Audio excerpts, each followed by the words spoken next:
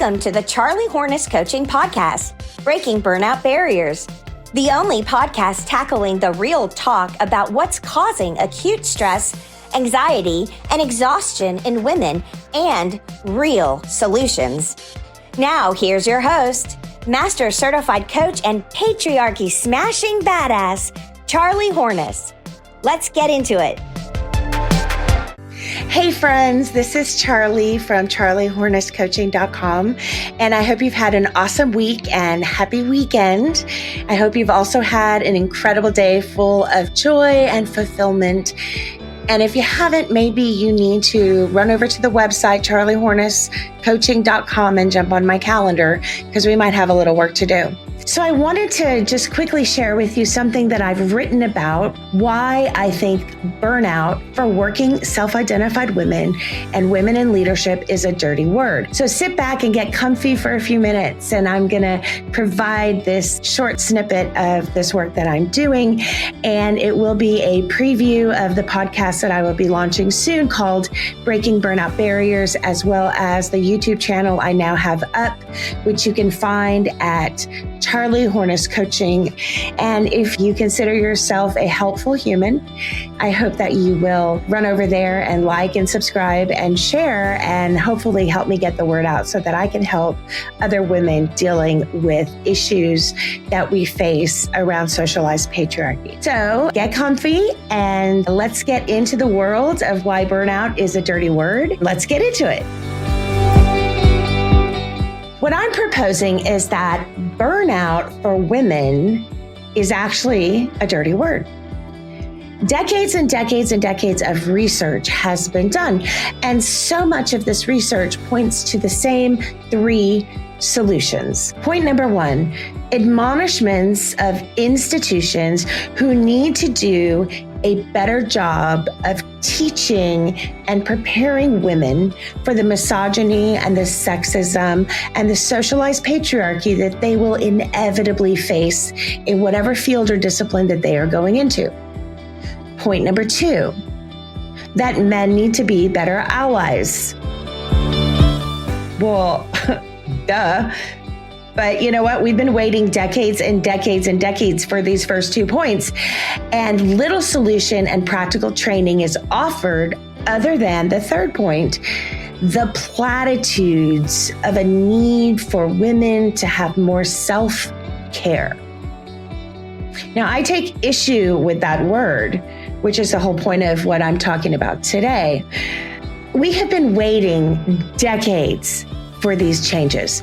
But in these decades of writing and research, little is discussed while highlighting the glaring and, quite frankly, obvious concerns most every woman is already entirely aware of. Little is discussed much in the way of actual methodology and practice towards real-world, practical solutions and implementation. Outside of a few groundbreaking feminist scholars who do identify the systemic issues that are more likely at its roots. Now, the focus of much contemporary writing does not address the illness, just silences the symptoms. They silence it with a high five and a great work identifying the obvious. But the pain points that these decades of research have unearthed for women are often swept under the rug, blaming anything and everything but the systemic issues society has all been socialized into. The roles and impossible, contradictory social expectations women are supposed to live into and up to. These decades of solutions are superficial, and they only point to one thin external layer of a multi-layered and multifaceted socialized problem. These celebrated, uncovered solutions, while raising the important alarm about urgent issues for women, most all point to parallel issues the majority of cishet, mainly white, successful men in the working world also deal with most every day. All of these decades of warnings are well and good, but much of the writings put the onus on women to take better care of themselves, to have better boundaries, take a yoga class, a long walk, a bubble bath, get a mani-pedi. Newsflash, I don't know a lot of working men who are good at self-care either. Most are actually worse. Many are overworked to the neglect of their families and their fair share of running a household. And women generally are more adept to self-care because at least we, unlike our male colleagues, do try to fit it in when we can get away, even while often working the additional 4-hour second shift of running a household. Generalizing, of course, often what men face in the working world are circumstantial issues. They're external issues outside of who they are. The deal went south at work. A personality conflict, a bad boss or a coworker, unhappy shareholders, getting passed over for a promotion or a raise, office politics, and the like. You see, these are external circumstances happening outside and around who men are, outside of their being. And these studies take little into account the nuanced and enmeshed depth of the complex and insidious systemic stranglehold of patriarchy, sexism, misogyny, and the gender bias gap that precedes most self-identified women into the field or discipline, which they will inevitably face in some form or fashion. Now, these circumstances for women, they're not external. They are the types of circumstances that pierce the external layers of these surface outside issues that reside in our blood and our bones, reside in our marrow, our clenched teeth, and our bitten tongue. These both macro and micro aggressions live in our tendons, in the neurowiring of our brains, sometimes permanently changing it. And it takes deep root in our hearts and in our souls. For women, the pain points are much more complex than the platitudes so much of the research identifies as burnout. Now, we know in our guts something is the matter. We know it. We feel it in our nervous system, in our physiology. We feel it in our limbic system. This is not burnout. And it cannot be fixed with a yoga class, some bubble baths and nail polish, or playing more soccer with our kids, as much as that's amazing. It doesn't fix it. But often women, we can't identify what the problem is. What's the matter? And all of these self-help models of manifestation and of positive affirmation creates what Dr. Carolyn Leaf describes as a massive gap of cognitive dissonance and gaslighting. It's a gap between what women are told they should be doing, what they should be feeling, how they should be acting and reacting, against the realities of the system they ultimately are victims to, consciously or not. There's a lot of women that probably don't think they're victims, and I get that, and I support that. I just don't believe it. You see, my coach, Cara Lowenthal, she describes it as, quote, well, I can say anything that comes to my mind with human words. I can say, I am a lizard king who has come from space and I rule you all.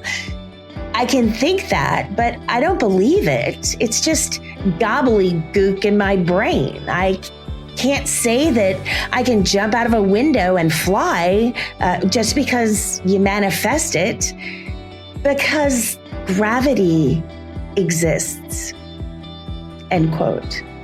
So what she teaches me is that if it is not true and not believable, no matter how hard we try, we cannot manifest it into reality because we don't buy it in our brains. And these platitudes of manifesting and affirmations, they do a double violence to its victims. Women's very bodies are forced to endure the first violence of patriarchal systems that is so ingrained and socialized into the systemic oppression of women that most may not even be aware of it as the actual root cause of their preventable suffering. But violence is perpetrated nonetheless. And this first violence is followed by the double violence inflicted upon women's minds and bodies when told that if they would only do it right, get it right, stop being so sensitive, dramatic, get some thick skin, don't take things so personally, stop being so angry, they assume that women will figure it out and will conform and will do better. And if not, well, we just get brushed to the corner and we're told that we just can't hack it in the working world where women are expected to, as I shared last time, what Rosemary Ruther wrote 41 years ago, that women are to be liberated by becoming incorporated in and enabled to function like men in the public realm. When women are told to just jump and fly, the harsh reality hits them like pavement. Gravity exists. And the only analogy here that's appropriate is one of trauma and violence. Nothing else will suffice. And women often do begin to identify that they are in some kind of abusive system, whether it's emotional, verbal, psychological, spiritual, and sometimes physical. That they know there's a problem in their very being. They feel it. They are competent, talented, educated, beautiful children of God. They're experienced, they're brilliant women, but they are left entirely alone after this double violence, asking themselves, what did they do to deserve this? What did they get wrong? How could they have gotten it right? What is wrong with them? Well, here's the thing. There is nothing wrong with you. You are exceptionally amazing and exceptionally strange, just like everyone else in this world. You just happen to be female in a biased and normalized male world. And when women ask themselves these questions full of self-doubt, full of shame and blame, they're doing the work of the patriarchal system for it. And when women say this to other women, they're doing the work of the patriarchal system for it. You beat yourself up better than anybody else could because that is what the system has taught you to do. I mean, this system is evil and ingenious, and it's wily in that way. It's as if women are forced through this proverbial minefield, and if you survive with all of your neurological appendages still attached, you started out with, you are still left feeling beaten up, battered, bullied, and brokenhearted because you had to endure it at all. But only then can you be inducted into the super secret club of survivors. Yeah, this is women's lives. Not all, but many. Steeped in gaslighting, contradictions, and cognitive dissonance, all wrestled into often unconscious submission. Friends, this is not burnout. Burnout is a dirty word for women. Burnout is a too soft and offensive word which makes a mockery of the self-identified female experience in this country. And my argument then is that much of the identified issues decades of research has uncovered, most male colleagues feel as well. They face it every single day. And as such, for men, these are outwardly external circumstances to their bodies happening around them. These are subjective experiences, potentially internalized based on each individual's personal and subjective story. And if it's truly internalized as a pain point, the stress can indeed cause emotional burnout, compassion fatigue, and frustrations and resentments, sure. Much of which a 2-week vacation or a raise can soothe. But most circumstances that produce these results happen around men. And men can choose whether to or not to engage. But you see, for women, much of the circumstances that produce these exact same results, this so-called burnout, you see, it's directed at them, not happening around them. And there is no vacation that will soothe that body blow. Women inherently internalize these circumstances automatically because often they are about them personally, about their very personhood. Things that women have little control over, such as, I don't know, being a woman.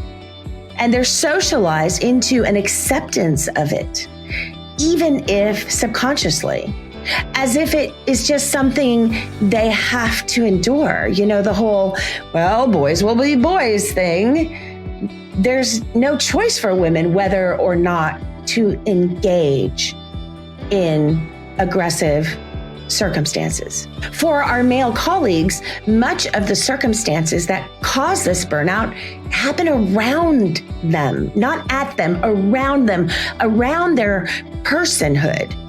It's as if they stand within the eye of the hurricane. The sheer force wins, and its strength, it is subjective. It's subjective to how close they choose to stand in relation to the eye wall. And these surface external circumstances, such as disagreements over visioning, boundary transgressions, high expectations, tug of war with power players, etc., these are indeed significant and are causes of emotional burnout. But however, I would propose it is more the case than not with women that much of the circumstances that would cause so-called burnout, they're not swirling around them, but conversely are directed at them, at their very person, their personhood. Women do not stand in the calm eye of the storm, deciding whether to engage in the eye or not. Women are the shore the storm aims directly at and pummels with its storm surge. The only mitigating factors as to how bad the damage will be is at what speed the hurricane force winds are, how high the storm surges are. Women are often standing directly in the path of the top left quadrant of the hurricane. The dirty side, as we call it, the dirty side of the eye wall. And this left quadrant, it is the most vicious and devastating part of a storm. And women often inherently internalize these significant circumstances they face because it is their very personhood which is the target of such attack. Women do not have the luxury to determine how impactful the winds lashing around them should be and whether they will step inside of it or not. Women are directly in the line of sight of the catastrophic brute force of landfall. There is nothing subjective about when the storm meets shore. And for women, there's nowhere to go when it hits. However, women are socialized to take the brunt force of such an impact, even if it's subconsciously. For women, often the issue of contention, they are often things women have little or no control over, such as outward appearance, about who we are, about our competence, are deserving of a position or an office women hold, all based on implicit gender bias. Much of the causes of contention women face are about these inherent things that are about our being, things that women cannot do much about, specifically their female body, their gender, their autonomous personhood. For example, one might be hard-pressed to find a male colleague who has been taken to task over their hair, their makeup, or lack of it. You wear too much, you don't wear enough. About their nail care, their clothing, their jewelry, their shoes. I got taken to task once because my high heels were not appropriate, but they also didn't like me wearing flats. So, one might be hard-pressed to find a male colleague who's treated like an inerrant, wayward daughter, told to smile more, spoken to and about them as if they were a child who knows not what she does, told their passion for their discipline comes across as shrill and angry. They're told that they don't have the smarts to run an office or oversee the staff or the budget, even though most women successfully run their households. A lot of men do not have to deal with demeaning and degrading offhanded commentary with no second thought to the offense. One might be hard-pressed to find a male colleague who has been the target of pointed and repeated sexual harassment of their gender and their person. In fact, the only men that I personally am aware of that have had any issues around sexual harassment or misconduct are those that are inciting and perpetrating it. And I have personally known many professional men that I have worked with that are guilty of this. I don't know any of them that have been held accountable either. Out of the hundreds of professional women I have cultivated relationships with, women that I just love, who are incredible. Out of these women over the many years, not one has been accused of perpetrating any form of sexual misconduct or harassment of any kind. Sure, they're out there, but I personally have never met one, and I've never heard of one about someone I know. But most women may tell you that they have been significant recipients of sexual harassment or misconduct, especially when they share their stories off the record. All behavior of which men do not categorically have to endure, internalize, or accept as that's just life. Suck it up. Figure it out or you can't hack it. All of this is based on implicit gender bias gaps. There's nothing women can do or not do to prevent this often inevitable violence and collective trauma inflicted on all women in this country. And when I've asked my fellow working women, amazing, competent, awesome, talented women, when I have asked them if they would agree with the common terms of burnout, conflict, or self-care as root causes of their implicit or explicit suffering, many laugh in my face. Many laugh and they say, rarely, Charlie, rarely. They offer words more appropriate instead. They offer words such as trauma, abuse, battle, despair, beaten down, degraded, harassed, belittled, sabotaged, targeted. And these are just to name a few.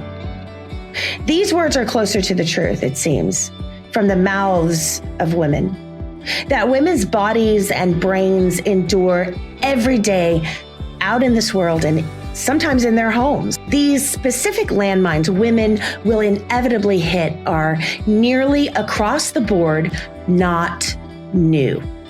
Yet much of the talk of the difficulty is kept hidden as if it were some dirty little secret. Few seem willing to honestly and authentically talk about because I believe they don't feel it's safe. They don't feel it's a safe thing to talk about openly in shared spaces. So many women are suffering in silence. They have been socialized to equate their knowing something is systemically wrong with the world. They're feeling it in their very core, and yet in a multitude of ways, instead of excavating and digging down, instead they resign themselves to believing the platitudes of not hacking it, of not getting it right, of the shoulda, coulda, woulda, and the acceptance of defeat. Many are too embarrassed. They see themselves as a failure. They don't think they're going to get help. They think they're going to get blamed. They feel resentment and sometimes even hatred at this world, at what they cannot quite get their finger on, what they cannot quite identify, and they retreat into the shadows of silent despair, masked behind their well-practiced, their well-refined game face. So my hope in doing this work is that it will move the most common identified pain points that women suffer from every day, that drive women out of their fields, that steal their joy and their sense of fulfillment. So my hope is that from the work that I'm doing, and many are doing, is that I can help them move away from the hidden corners of phenomena and exceptions to the rule, of abnormal in this normalized male world. That I can help interrupt the cycle of self-blame and self-condemnation. I hope that I can help dredge up the truth from the abyss of the epidemic of dirty little secret clubs, where common knowledge of this is not something that is new, that it is entombed. And my hope is that we can break forth into the brightness of the experience of our shared solutions rather than shared traumas, where the sunlight can rid us of the infestation of socialized patriarchy, our social systems, our institutions, and society itself is wrought with.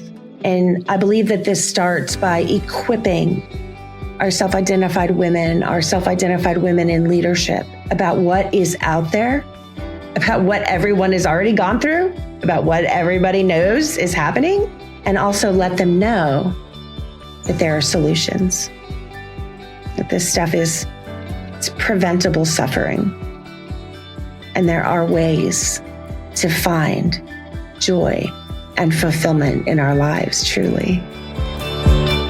So anyway, that was on my mind. I wanted to share some of the writing with you, and thanks for listening. And I hope you have a beautiful evening. Find that joy. It's there and you deserve it. Wait, if you're listening this far, you're probably wrestling with significant issues women face every day that Charlie Hornis Coaching can help you with. If you're ready to transform your life from preventable suffering into a life full of purpose, satisfaction, success, and joy, the coaching practice will help you with that. Are you ready to invest in the most important asset you can? Well, that asset is yourself. Everything you will learn in this coaching practice, you will carry on throughout your entire life, constantly increasing your success. How can you go wrong with that? Investing in yourself is the greatest investment you can make, where you will see the most important and fastest returns. And now is the perfect time, because 2024 is going to be the perfect year to finally take the steps you've been wanting to take towards massive transformation your whole life. Join our other students in creating the life you've always wanted for yourself. Schedule your initial consultation call at charliehorness.com and let the transformation you've been craving begin. So what are you waiting for? It's time to make the greatest investment of your life in yourself and in the life you've always dreamed of. So let's get started. Visit charliehornesscoaching.com today. We'll see you there.